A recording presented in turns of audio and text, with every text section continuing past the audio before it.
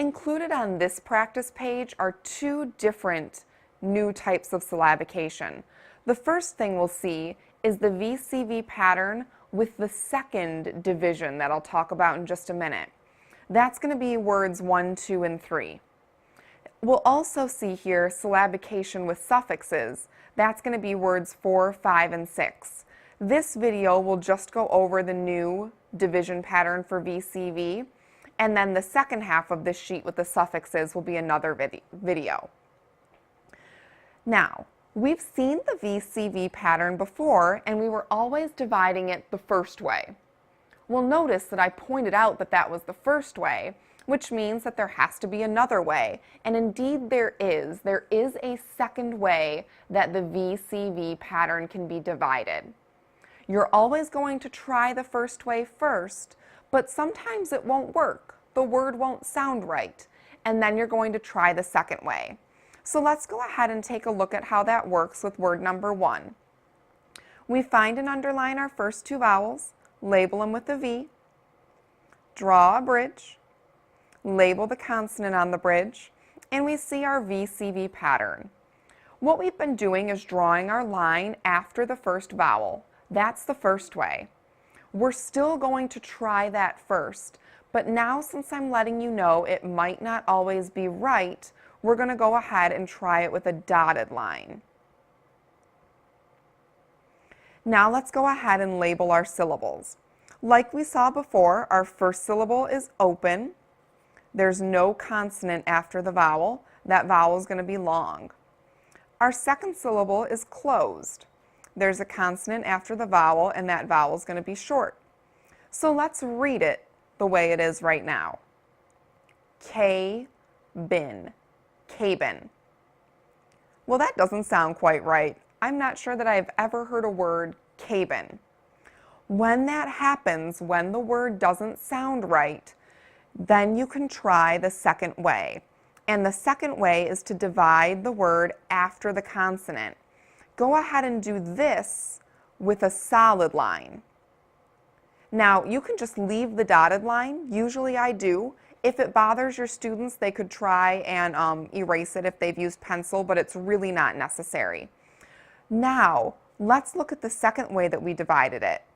Our first syllable has changed.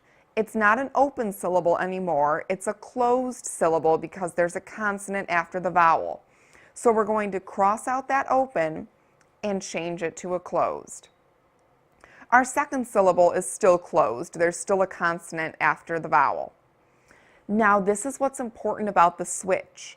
Because my first syllable is now closed, the vowel is now short.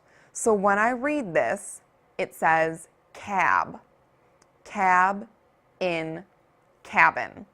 Yes, that sounds like a word I know. So in this word, the second way was the right way. Let's go ahead and go over word number 2 here. Find and underline our first two vowels, label them with a V, draw a bridge, label the consonant on the bridge. We have a VCV pattern here. We're going to try the first way with a dotted line. We're going to do that all the time from now on. Whenever we have that VCV pattern, we're always just going to try with the dotted line.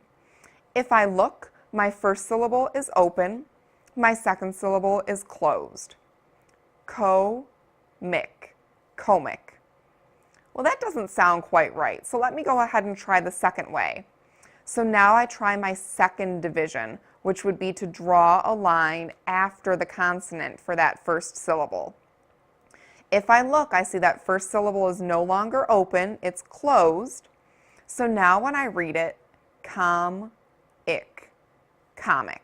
That sounds like a word I know.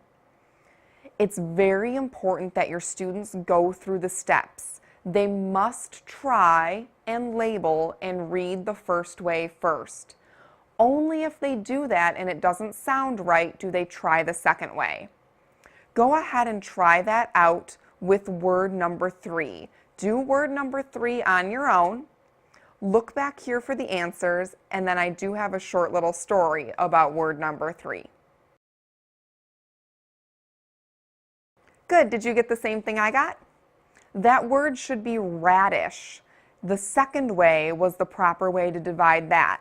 But before you got there, you should have done radish, realized radish didn't sound right, and therefore moved the line and tried the second way.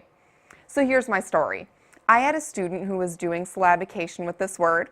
He tried the first way and he said radish. All right, that doesn't sound like a word I know. I'm going to try the second way. And he moved that line and he tried the second way and he said radish.